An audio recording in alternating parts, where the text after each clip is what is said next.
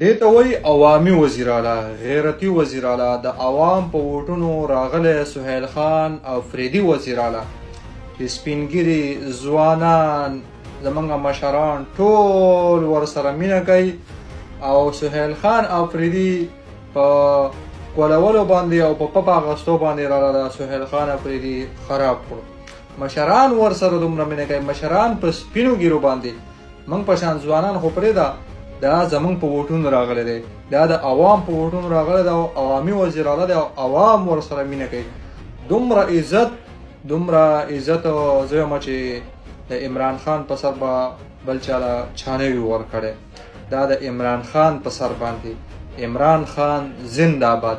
عمران خان په موږ باندې داسې خلک راوستی دی چې د عمران خان د وجې د ده سره قوم مینه کوي او د عوام په ووټونو راغلی، د عوام دپاره راغلی او د عوام په منځ کې د عوام خبره اوري، عوام ته کار کوي، عوام ته خدمت کوي.